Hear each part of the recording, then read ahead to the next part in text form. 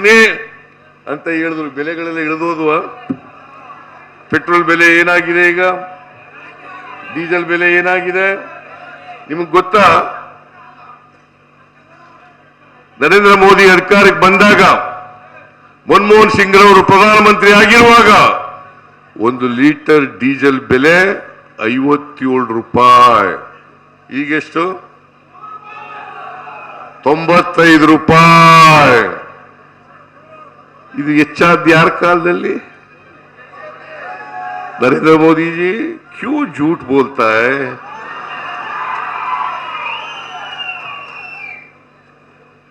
Petrol 71 ರೂಪಾಯಿ ಇತ್ತು, ಈಗ 105 ರೂಪಾಯಿ. ಗ್ಯಾಸ್ ಸಿಲಿಂಡರ್ 414 ರೂಪಾಯಿ ಇತ್ತು, ಇವತ್ತು 950 ರೂಪಾಯಿ. नरेंद्र मोदी जी अच्छे दिन आएगा, कब आएगा, किसको आएगा? ಯಾರಿಗೆ ಬಂತಪ್ಪ? ಸಿದ್ಧಲಿಂಗಯ್ಯನವರು ಹೇಳ್ತಿದ್ರು, ಎಲ್ಲಿ ಸ್ವಾತಂತ್ರ್ಯ ಎಲ್ಲಿಗೆ ಬಂತು, ಯಾರಿಗೆ ಬಂತು? ಯಾರಿಗೆ ಬಂತು ಸ್ವಾತಂತ್ರ್ಯ? ಎಲ್ಲಿಗೆ ಬಂತು, ಯಾರಿಗೆ ಬಂತು? ಒಳ್ಳೆ ದಿನ ಯಾರಿಗೆ ಬಂತು? ಎಲ್ಲಿಗೆ ಬಂತು ಹೇಳಿ ನೋಡೋಣ. ಸಿದ್ಧಲಿಂಗಯ್ಯನವರು ಕಾಲವಾಗಿದ್ದಾರೆ ಈಗ. ಅವ್ರು ಹೇಳ್ತಿದ್ದ, ಅವರು ಒಂದು ಪದ್ಯ ಬರೆದಿದ್ದಾರೆ. ಆ ಪದ್ಯ ನನಗೆ ಜ್ಞಾಪಕ ಬರ್ತು ಈಗ. ಇದು ಇವತ್ತು ಬಡವರು ಬಡವರಾಗೇ ಉಳಿದ್ರು, ಶ್ರೀಮಂತರು ಶ್ರೀಮಂತರಾಗೇ ಇದ್ರು, ಶ್ರೀಮಂತರು ಶ್ರೀಮಂತರಾಗೇ ಮೇಲಕ್ಕೆ ಬಂದರು. ಈಗ ಅದಾನಿ ಆಸ್ತಿ ಎಷ್ಟಿತ್ತು ಅವತ್ತು, ನರೇಂದ್ರ ಮೋದಿ ಬರೋದಕ್ಕಿಂತ ಮುಂಚಿತವಾಗಿ? ಇವತ್ತು ಎಷ್ಟಿದೆ? ಜಗತ್ತಿನಲ್ಲಿ 1ನೇವನೋ 2ನೇವನೋ ಇರ್ಬೇಕೀಗ ಅವನು ಶ್ರೀಮಂತ. ನರೇಂದ್ರ ಮೋದಿಯವರು ಮಾತ್ರ ನಾನು ಆನೆಸ್ಟು ಅಂತಾರೆ. ಅವ್ರ ದೃಷ್ಟಿನಲ್ಲಿ ಉಳಿದವರೆಲ್ಲರೂ ಡಿಸಾನೆಸ್ಟ್. ಅವ್ರ ದೃಷ್ಟಿನಲ್ಲಿ ಡಿಸಾನೆಸ್ಟ್. ಆಮೇಲೆ ಈ ದೇಶದ ಎಲ್ಲ ಜನರನ್ನ ಒಟ್ಟು ತಗೊಂಡು ಹೋಗ್ತೀನಿ ಅಂತ ಹೇಳಿದ್ರು. ಸಬ್ಕ ಸಾಥ್ ಸಬ್ಕ ವಿಕಾಸ್ ಸಬ್ಕ ವಿಶ್ವಾಸ್ ಅಂತ ಹೇಳಿ ನರೇಂದ್ರ ಮೋದಿ ಇದನ್ನ ಹೇಳೋದು. ಅವ್ರ ಪಾರ್ಟಿಯವರೇ ಯತ್ನಾಳ್ ಅಂತ ಇದ್ದಾರೆ ಬಿಜಾಪುರದವರು. ಅವ್ರು ಏನ್ ಹೇಳ್ತಾರೆ? ಗಡ್ಡ ಬಿಟ್ಟಿರೋರು ನಮ್ಮ ಆಫೀಸು ಬರಬೇಡಿ, ಟೋಪಿ ಹಾಕಿರೋರು ನಮ್ಮ ಆಫೀಸು ಬರಬೇಡಿ, ಬುರ್ಕಾ ಹಾಕಿರೋರು ನಮ್ಮ ಆಫೀಸು ಬರಬೇಡಿ. ನೋಡಿ ಯಾರು ಹೇಳೋರು ಇದನ್ನ? ಮಿಸ್ಟರ್ ಯತ್ನಾಳ್. ಯಾವ ಪಾರ್ಟಿಯವರು ಇವರು? ಅವ್ರ ಮೇಲೆ ಅವರು ಕ್ರಮ ತಗೊಂಡ್ರ? ಮಿಸ್ಟರ್ ಮೋದಿಜಿ ಕ್ರಮ ತಗೊಂಡ್ರ ಅವ್ರ ಮೇಲೆ? ಅನಂತ್ ಕುಮಾರ್ ಹೆಗ್ಡೆ MP, ಈಗಲೂ MP, ಸಿಟ್ಟಿಂಗ್ MP, ಅವ್ರು ಹೇಳಿದ್ರು, ನಾವು ಅಧಿಕಾರಕ್ಕೆ ಬಂದಿರೋದೇ ಸಂವಿಧಾನವನ್ನು ಬದಲಾವಣೆ ಮಾಡಲಿಕ್ಕೆ. 400 ಸೀಟ್ ಬಂದ್ಬಿಟ್ರೆ ಈ ಸಾರಿ ಸಂವಿಧಾನವನ್ನು ಬದಲಾವಣೆ ಮಾಡಿ ಎಸೆದು ಬಿಡ್ತೀವಿ ಅಂತ ಹೇಳಿದ್ರು. ಪಾಪ ಅವನಿಗೆ ಟಿಕೆಟ್ ಕೊಡ್ಲಿಲ್ಲ ಗಿರಾಕಿ. ಅಂದ್ರೆ ನಾನು ಯಾಕೆ ಈ ಮಾತನ್ನ ಹೇಳ್ತಾ ಇದ್ದೀನಿ ಅಂದ್ರೆ, ಇವ್ರಿಗೆ ಮನಸ್ಸಿನಲ್ಲಿರೋದು ಒಂದು, ಮಾತಾಡೋದೇ ಇನ್ನೊಂದು, ಬಾಯಿನಲ್ಲಿ ಮಾತಾಡೋದೇ ಇನ್ನೊಂದು. ಇವರ ಹಿಡನ್ ಅಜೆಂಡಾ ಅಂತ ಇದನ್ನೇ ಕರೆಯೋದು ನಾವು. ಹಿಡನ್ ಅಜೆಂಡಾ ಅಂತ ಇದನ್ನೇ ಕರೆಯೋದು. ಈ ಹಿಡನ್ ಅಜೆಂಡಾ ಇಟ್ಕೊಂಡು ಇವತ್ತು ಸಂವಿಧಾನಕ್ಕೆ ಧಕ್ಕೆ ಬಂದಿದೆಯಲ್ಲ, ಬಾಬಾ ಸಾಹೇಬ್ ಅಂಬೇಡ್ಕರ್ ಅವರು ಕೊಟ್ಟಿರ್ತಕ್ಕಂಥ ಸಂವಿಧಾನ ಈ ದೇಶಕ್ಕೆ ಅತ್ಯಂತ ಶ್ರೇಷ್ಠ ಸಂವಿಧಾನ, ಅಂತ ಸಂವಿಧಾನವನ್ನೇ ಬದಲಾಯಿಸ್ತೀವಿ ಅಂತ ಹೊರಟಿದ್ದಾರೆ. ಈ ಬಿಜೆಪಿಯವರಿಗೆ ವೋಟ್ ಹಾಕ್ಬೇಕಾ? ಹೇಳಿ ನೀವೇ, ನಮ್ಗೆ ಯಾಕೆ ವೋಟ್ ಹಾಕ್ಬೇಕು? ನಾವು ನುಡಿದಂತೆ ನಡೆದಿದ್ದೇವೆ. ಹಿಂದೆ ನಾನು ಮುಖ್ಯಮಂತ್ರಿ ಆಗಿರುವಾಗ 2013ರಿಂದ 2018ರವರೆಗೆ ಮುಖ್ಯಮಂತ್ರಿ ಆಗಿರುವಾಗ ಅನ್ನಭಾಗ್ಯ, ಕ್ಷೀರಭಾಗ್ಯ, ಕೃಷಿ ಭಾಗ್ಯ, ಕ್ಷೀರಧಾರೆ, ಮೈತ್ರಿ, ಮನಸ್ವಿನಿ, ವಿದ್ಯಾಸಿರಿ, ಇಂದಿರಾ ಕ್ಯಾಂಟೀನ್, ಸೌಭಾಗ್ಯ ಶಾದಿ ಭಾಗ್ಯ ಮಾಡಿರ್ಲಿಲ್ವಾ? ಜಾರಿ ಕೊಟ್ಟಿರ್ಲಿಲ್ವಾ? ಮಾತು ಕೊಟ್ಟಂತೆ ನಡ್ಕೊಂಡಿರ್ಲಿಲ್ವಾ? ಇವ್ರು ಯಾಕೆ ನಡ್ಕೊಂಡಿಲ್ಲ? ಯಾಕೆ ನಡ್ಕೊಂಡಿಲ್ಲ? ನಮ್ಗೆ ಓಟ್ ಕೇಳಲಿಕ್ಕೆ ನೈತಿಕತೆ ಇದೆ. ಜನರ ಹತ್ರ ಹೋಗಿ ನಾವೇನು ಸುಳ್ಳು ಹೇಳಿ ಅಂತ ಹೇಳಲ್ಲ. ನಮ್ಮ ಕಾರ್ಯಕರ್ತರಿಗೆ ಸತ್ಯ ಹೇಳಿ. ಅವ್ರು ಸುಳ್ಳು ಹೇಳ್ತಾರೆ.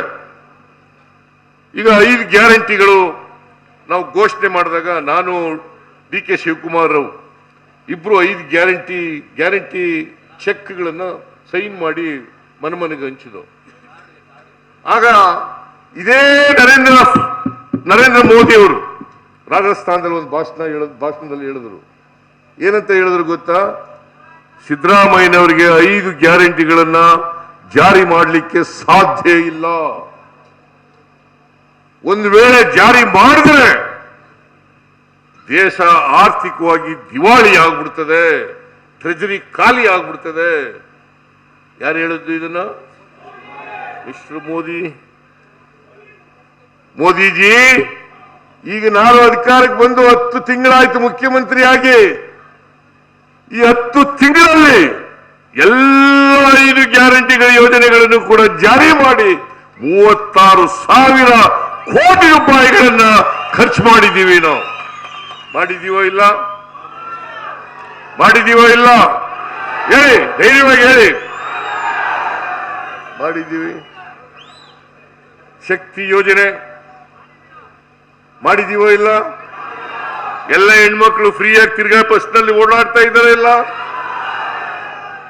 ಓಡಾಡ್ತಾ ಇದ್ದಾರೆ.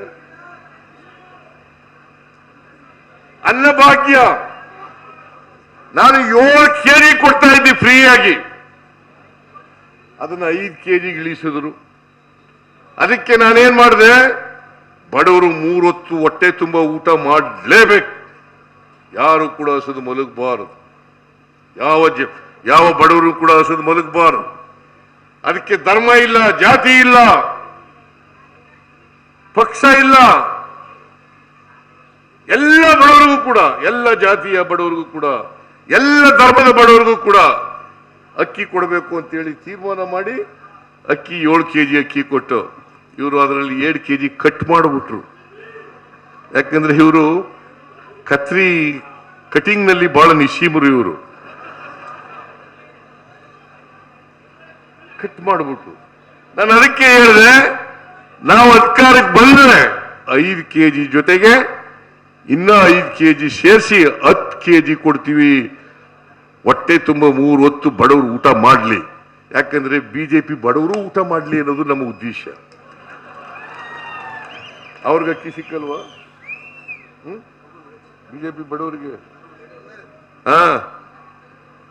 ಇದ್ಯಾಕ್ರೆ ಹೋಗ್ತಾ ಇದ್ದೀರಿ? ಕೂತ್ಕೊಳ್ಳಿ.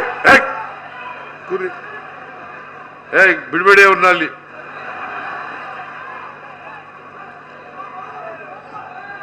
ಕೂತ್ಕೊ. ಆ ಹೆಣ್ಮಗಳು ಒಬ್ಳು ಬಿಟ್ಬಿಡಿ. ಅದೇನೋ ಬಹಳ ಆತರ ಇದ್ದಾಳೆ ಅವಳು. ಹಾಲು ಕರಿಯಕ್ಕೆ ಹೋಯ್ತಾವಳೆ. ತಗೋಲಿ.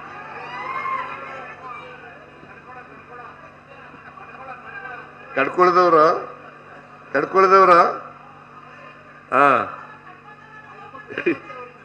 ನಾವು ಗೃಹಲಕ್ಷ್ಮಿ ಯೋಜನೆಯನ್ನ ಘೋಷಣೆ ಮಾಡೋದು.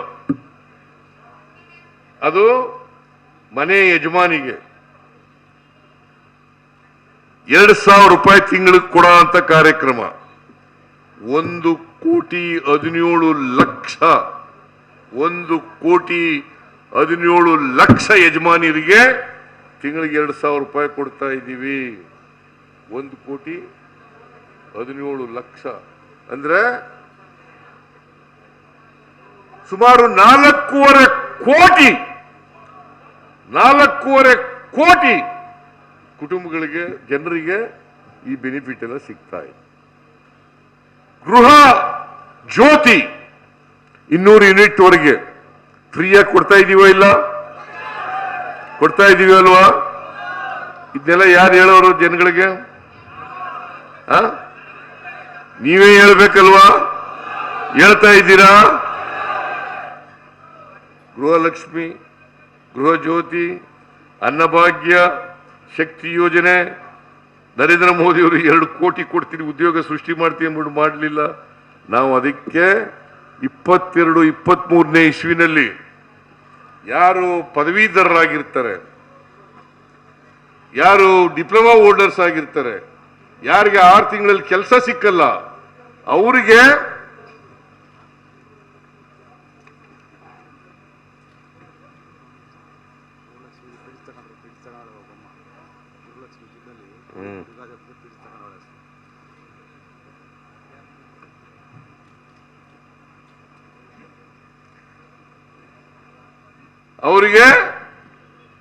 ಯುವಕರಿಗೆ 2 ವರ್ಷದವರೆಗೆ, ನಿರುದ್ಯೋಗ ಪದವೀಧರರಿಗೆ 3,000 ರೂಪಾಯಿ, ಡಿಪ್ಲೊಮಾ ಹೋಲ್ಡರ್ಸ್ಗೆ 1,500 ರೂಪಾಯಿ ಪ್ರಾರಂಭ ಮಾಡಿದ್ದೀವಿ. ಆಗಸ್ಟ್ ತಿಂಗಳಿಂದ ಮಾಡಿದೀವೋ ಇಲ್ಲ? ಮಾಡಿದ್ದೀವಿ. ಎಲ್ಲ 5 ಗ್ಯಾರಂಟಿಗಳು ಮಾಡಿದ್ದೀವಿ. ದಿವಾಳಿ ಆಗಿದೆ ಈಗ ಕಾಂಗ್ರೆಸ್ ಕರ್ನಾಟಕ ಸರ್ಕಾರ. ನರೇಂದ್ರ ಮೋದಿಜಿ ದಿವಾಳಿ ಆಗಿಲ್ಲ. ಮುಂದಿನ ವರ್ಷಕ್ಕೆ 52,009 ಕೋಟಿ ರೂಪಾಯಿಗಳನ್ನ ಈ ಗ್ಯಾರಂಟಿ ಯೋಜನೆಗಳಿಗೆ ತೆಗೆದಿಟ್ಟಿದ್ದೀವಿ. ಮತ್ತೆ 68,000 ಕೋಟಿ ರೂಪಾಯಿಗಳನ್ನ ಅಭಿವೃದ್ಧಿ ಕೆಲಸಗಳಿಗೆ, ರಾಜ್ಯದ ಅಭಿವೃದ್ಧಿ ಕೆಲಸಗಳಿಗೆ ತೆಗೆದಿಟ್ಟಿದ್ದೀವಿ. ಎಲ್ಲಿ ದಿವಾಳಿ ಆಯಿತು? ಅಭಿವೃದ್ಧಿ ನಿಂತೋಯ್ತದೆ. ಯಡಿಯೂರಪ್ಪ, ಅಭಿವೃದ್ಧಿ ನಿಂತೋಯ್ತದೆ. ಎಲ್ಲಪ್ಪ ನಿಂತೋಯ್ತದೆ? ಎಲ್ಲಿ ನಿಂತೋಗಿದೆ? 1,20,000 ಕೋಟಿ ರೂಪಾಯಿಗಳನ್ನ ಮುಂದಿನ ವರ್ಷಕ್ಕೆ ಅಭಿವೃದ್ಧಿಗೋಸ್ಕರ ತೆಗೆದಿಟ್ಟಿದ್ದೀವಿ ನಾವು. 1,20,000 ಕೋಟಿ. ನಿಮ್ ಕಾಲದಲ್ಲಿ ಮಾಡಿದ್ರ? ನೀರಾವರಿಗೆ ಮಾಡಿದ್ರ? PWD ಮಾಡಿದ್ರ? ಇಲ್ಲಿ ಮಾದೇವಪ್ಪ PWD ಮಿನಿಸ್ಟರ್ ಆಗಿದ್ರು. ಎಷ್ಟು ದುಡ್ಡು ಖರ್ಚು ಮಾಡಿದ್ರು? ಈಗ ಇವರು 5 ವರ್ಷ ಇದ್ರಲ್ಲ ಅಧಿಕಾರದಲ್ಲಿ, ಏನ್ ಮಾಡಿದ್ದಾರೆ? ಆಯ್ತು, ನಂಜನಗೂಡಿಗೆ ನಾವು ಎಷ್ಟು ಕೆಲಸ ಮಾಡಿದ್ದೋ, ಗುಂಡ್ಲುಪೇಟೆಗೆ ಎಷ್ಟು ಕೆಲಸ ಮಾಡಿದ್ದೋ, ಈಗ ಮಾಡಿದಾರ? ಮಾಡಿದ್ರ? ಮಾಡ್ಲಿಲ್ಲ. ಯಾಕೆ ಮಾಡ್ಲಿಲ್ಲ? ಏನ್ ಈ ಬಿಜೆಪಿ ಅವರು ಇದಾರಲ್ಲ ಕರ್ನಾಟಕದಲ್ಲಿ, ಯಾವತ್ತೂ ಕೂಡ ಜನರ ಆಶೀರ್ವಾದ ಪಡ್ಕೊಂಡು ಬಂದೇ ಇಲ್ಲ. ಇವ್ರಿಗೆ ಮುಂಬಾಗಲಿನಿಂದ ಬರೋದು ಗೊತ್ತೇ ಇಲ್ಲ, ಎಲ್ಲ ಹಿಂಬಾಗಲಿನಿಂದ ಬರೋದು. ನೋಡಿ ನೀವು, 2008ರಲ್ಲಿ ಮೆಜಾರಿಟಿ ಬಂದಿತ್ತ? ಅವ್ರಿಗೆ ಬರಲಿಲ್ಲ. 2018ರಲ್ಲಿ ಮೆಜಾರಿಟಿ ಬಂದಿತ್ತ? ಬರಲಿಲ್ಲ. ಅದು ನೀವು ಆಪರೇಷನ್ ಕಮಲ, ಈ ಹೆಸರು ಬಂದರೆ ಬಿಜೆಪಿ ಅವರಿಂದ, ಈ ಹೆಸರು ಬಂದರೆ ಯಡಿಯೂರಪ್ಪನವರಿಂದ. ಗೊತ್ತಾ ನಿನ್ಗೆ? ಯಡಿಯೂರಪ್ಪನಿಂದ ಬಂದದ್ದು. ಅಲ್ಲಿವರೆಗೆ ಆಪರೇಷನ್ ಕಮಲ ಗೊತ್ತಿತ್ತ ಸಿದ್ದರಾಜ್ ನಿಲ್ಗೆ? ಯಡಿಯೂರಪ್ಪ ಬಂದ ಮೇಲೆ 2008ರಲ್ಲಿ ಮುಖ್ಯಮಂತ್ರಿ ಆದ್ಮೇಲೆ ಆಪರೇಷನ್ ಕಮಲ 17 ಜನ MLAಗಳಿಗೆ 25 ಕೋಟಿ ಕೊಟ್ಟು, ಆಮೇಲೆ ಎಲೆಕ್ಷನ್ಗೆ 25 ಕೋಟಿ ಖರ್ಚು ಮಾಡಿ ನಮ್ಮಿಂದ JDS ಇಂದ ತಗೊಂಡಿದ್ದಾರೆ. ಈಗ ಯಾರು ಸರ್ಕಾರ ಬಿಡಿಸಿದ್ರು ಅಂತ DK ಶಿವಕುಮಾರ್ಗೂ ಕುಮಾರಸ್ವಾಮಿಗೂ ಜಗಳ ಅಂಟ್ಕೊಂಡದೆ. ಇಲ್ಲಿವರೆಗೆ ನನ್ನಿಂದ ಸಿದ್ದರಾಮಯ್ಯನಿಂದ ಸರ್ಕಾರ ಬಿದ್ದೋಯ್ತು ಅಂತಿದ್ದ ಕುಮಾರಸ್ವಾಮಿ. ಈಗ ನೀವು ನೋಡಿ ಕುಮಾರಸ್ವಾಮಿ ಹೆಂಗ್ ಸುಳ್ಳು ಹೇಳ್ತಾರೆ ಅಂತಂದ್ರೆ, ಸರ್ಕಾರ ಬಿದ್ದೋಯ್ತು, ವೋಟ್ ಆಫ್ ಕಾನ್ಫಿಡೆನ್ಸ್ ತಗೋಬೇಕು. ಆಗ ಭಾಷಣ ಮಾಡಿದ್ದಾರೆ ಇವರು ಕುಮಾರಸ್ವಾಮಿ. ನನ್ನ ಹೆಸರು ಎಲ್ಲರೂ ಹೇಳಿದಾರ? ಮತ್ತೆ ನಾ ಯಾಕೆ ಸರ್ಕಾರ ಬೆಳೆಸ್ಲಿ?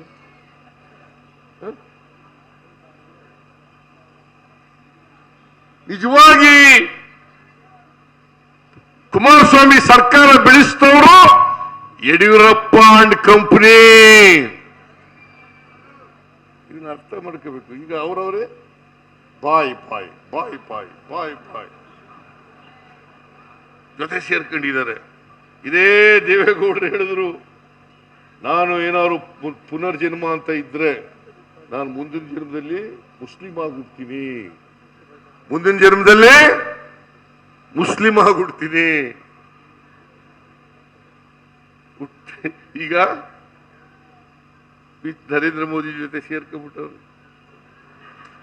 JDS Janata Dal secular. ಆ ಸೆಕ್ಯುಲರ್ ಅನ್ನೋ ಪದ ಉಳಿದಿದೆಯಾ ಈಗ? ಸೆಕ್ಯುಲರ್ ಅಂತಂದ್ರೆ ಕನ್ನಡದಲ್ಲಿ ಜಾತ್ಯತೀತ, ಜಾತಿ ಇಲ್ಲದೆ ಇರ್ತಕ್ಕಂಥದ್ದು, ಜಾತಿ ರಹಿತವಾದದ್ದು ಅಂತ ಅರ್ಥ. ಈಗ ನಾನು ಅದಕ್ಕೆ ಹೇಳಿದೆ, ದೇವೇಗೌಡ್ರೆ, ಈಗ ನಿಮ್ಮ ಪಕ್ಷ it is no longer a JDS, it is only JD. It is only JD. Please remove secular.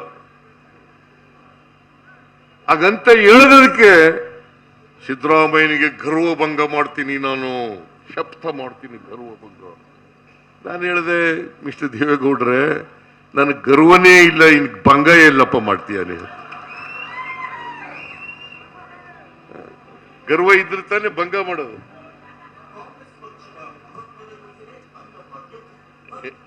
ಯಾರಪ್ಪ ಇದು? ಅದರಿಂದ ಬಿಜೆಪಿಯವರು, ನರೇಂದ್ರ ಮೋದಿಯವರು ಕೂಡ 10 ವರ್ಷದಲ್ಲಿ ಫೇಲ್ ಆಗಿದ್ದಾರೆ. ಇವತ್ತು ಸಂವಿಧಾನ ಉಳಿಬೇಕಾ ಬೇಡ? ಪ್ರಜಾಪ್ರಭುತ್ವ ಉಳಿಬೇಕಾ ಬೇಡ? ಬಾಬಾ ಸಾಹೇಬ್ ಅಂಬೇಡ್ಕರ್ ಕೊಟ್ಟಿರ್ತಕ್ಕಂಥ ಸಂವಿಧಾನ ಉಳಿಸ್ಕೊಳ್ತಕ್ಕಂಥದ್ದು ನಮ್ಮೆಲ್ಲರ ಜವಾಬ್ದಾರಿ. ಸಂವಿಧಾನ ಉಳಿದ್ರೆ ನಾವೆಲ್ಲ ಉಳಿತೀವಿ, ಸಂವಿಧಾನ ಹೋದ್ರೆ ನಾವು ಹೋಗ್ತೀವಿ. ಇದಾಗ್ಬೇಕಾ? ಆಗ್ಬಾರ್ದಲ್ಲ? ಆಗಿದ್ರೆ 26ನೇ ತಾರೀಕು ನೀವೆಲ್ಲರೂ ಮತಗಟ್ಟೆಗೆ ಹೋಗಿ ನಮ್ಮ ಕಾಂಗ್ರೆಸ್ನ ಅಭ್ಯರ್ಥಿ ಸುನೀಲ್ ಬೋಸ್, ಹೇಳ್ಬಾರ್ದು ಅಂತ ಎಲ್ಲಿದೆ ಅಂತ ಯಾರು ಹೇಳಿದವರು? ಅವನಿಗೆ ಕ್ಯಾಂಡಿಡೇಟ್ ಇರಬಾರದು ಅಷ್ಟೇ, ಅವ್ರ ಹೆಸರನ್ನೇ ಹೇಳಿ ಓಟ್ ಕೇಳಬಾರ್ದು ಅಂತ ಎಲ್ಲಿದೆ?